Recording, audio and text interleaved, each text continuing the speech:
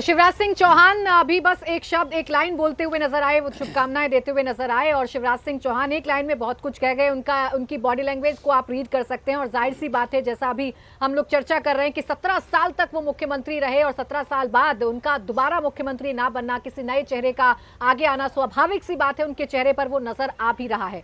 क्या ऐसे कौन से ऐसे फैक्टर रहे समीर जी? शिवराज सिंह चौहान तो कॉन्फिडेंट भी नजर आए, उनके बयान जो भी देवेंद्र जिक्र कर रहे थे, बयान काफी चर्चाओं में रहे, उसके बावजूद उनके नाम पर मंथन भी ना करना, चर्चा में तक उनके नाम को ना लाना, क्या वजह रही? देखिए, इसमें कोई दो राय नहीं कि शिवराज सिंह चौहान मध्य प्रदेश के सबसे बड़े नेता रहे, सबसे लंबे समय तक मुख्यमंत्री रहे। 17 साल मुख्यमंत्री रहना आसान नहीं होता, पार्टी को उन्होंने वहाँ स्थिरता दी है, लेकिन एक समय आता है किसी भी मंत्री के लिए, किसी भी नेता के लिए कि उसे प्रदेश छोड़ना पड़ता है या राजनीति में उसको अपना जिम्मेदारी किसी और को देना पड़ती है। मुझे लग रहा है 2014 के बाद से जिस हिसाब से भारतीय जनता पार्टी प्रधानमंत्री मोदी और अमित शाह के नेतृत्व में जिस दिशा में बढ़ रही थी, जिस तरह युवाओं को लाने के लिए, नए नए एक्सपेरिमेंट करने के लिए जानी जाती थी, यह तय था कि शिवराज सिंह चौहान जिस पृष्ठभूमि राजनीति से आते हैं कि अटल आडवाणी जी के समय से शिवराज सिंह चौहान राजनीति में सक्रिय थे, उनके करीबी माने जाते थे। मुझे ऐसा लग रहा है कि अब पार्टी मान के चल रही थी कि नया नेतृत्व लेके आना है, नए और बढ़ना है। और इसमें भी कोई दो राय नहीं कि 18 साल रहने के बाद आपको अपने पद से अगर कोई पार्टी निर्णय लेती है तो आपको उसमें सहभागी होना चाहिए। हालांकि तय है कि शिवराज सिंह चौहान को जरूर बुरा लगा हो कि इतना 163 का प्रचंड जीत मिली है। शिवराज सिंह चौहान ये मान के चल रहे थे कि उसमें अंदर लाडली बहना योजना की एक बड़ी भूमिका रही थी, उनकी लोकप्रियता की बड़ी भूमिका रही है और वो ये मान रहे थे कि शायद पार्टी उन्हें लोकसभा चुनाव तक मुख्यमंत्री बना के रखेगी। लेकिन जिस हिसाब से प्रधानमंत्री मोदी का चुनाव प्रचार अभियान रहा, रेलवे में शिवराज सिंह चौहान की योजनाओं का जिक्र नहीं किया, शिवराज सिंह चौहान के 18 साल का कहीं जिक्र नहीं किया, शिवराज सिंह चौहान के कार्यकाल की तारीफ नहीं की, संगठन में अमित शाह जी ने कभी इस बात का जिक्र नहीं किया कि शिवराज सिंह चौहान मुख्यमंत्री बन सकते। वो हमेशा कहते रहे कि पार्लियामेंट्री बोर्ड निर्णय करेगा।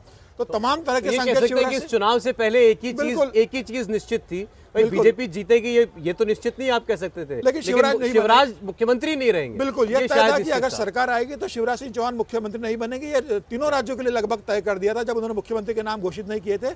और जिस हिसाब से संगठन ने वहां पर काम किया है, प्रधानमंत्री मोदी ने रैली प्रचार अभियान किया और कहीं किसी भी जगह वसुंधरा का नाम नहीं लिया, रमन सिंह का जिक्र नहीं किया, तो मुझे लग रहा है कि सीधा सीधा संकेत दे दिया गया था कि पार्टी अब नए दौर में जा रही है। और अब आप लोगों को चुनाव के अगले दिन से, पहले दिन से आप देखें तो लाडली योजना को एक तरीके से प्ले डाउन करने की कोशिश वहां बीजेपी के नेता लगातार कर रहे थे। प्रदेश के तमाम नेता, बड़े बड़े नेता बयान दे रहे थे कि लाडली योजना केवल कोई एक फैक्टर नहीं है जिसकी वजह से जीत हुई है। लाडली योजना इसलिए क्योंकि मुख्यमंत्री शिवराज सिंह चौहान उसको ओन करते हैं, उस योजना को। उनको लगता है कि भाई मेरी सरकार में ये योजना लाई गई, चुनाव के 8 महीने पहले योजना की शुरुआत हुई है, तो इसका पूरा क्रेडिट मुझे मिलना चाहिए। और इसलिए इस जीत के बाद वो चाहते थे कि उनको भी ये श्रेय मिले, लेकिन ऐसा पार्टी के सिस्टम में बिल्कुल नहीं दिखाई दे रहा था। और चुनाव के नतीजे आते ही ये प्रयास होने लगे थे कि इसमें कहीं भी प्रदेश की योजनाओं को या लाडली योजना का योगदान जो है वो न दिखाया जाए। और जो लोग ऐसा कर रहे थे उनके लिए बड़ा एक कठोर संदेश जो है, सख्त संदेश,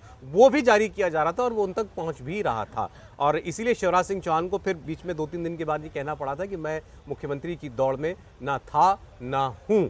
अब उन्होंने किसी भी मन से ऐसा कहा हो, लेकिन उनका कहा सच हो गया।